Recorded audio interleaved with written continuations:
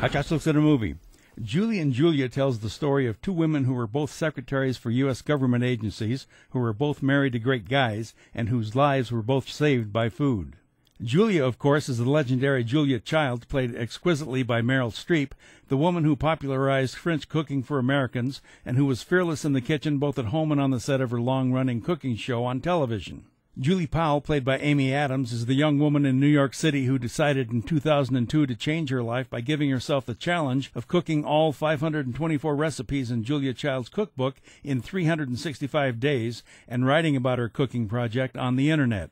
Julie says, "Cooking is what I do to get away from what I do all day." Julie's day job is working for a city agency processing claims from victims of 9/11, and her blog became a book which in turn became the basis for half this movie.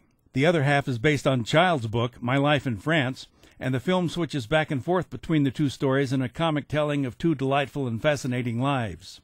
Julia and her husband Paul, played by Stanley Tucci, arrive in Paris in 1949, and in trying to decide what to do with her time, Julia decides on going to cooking school.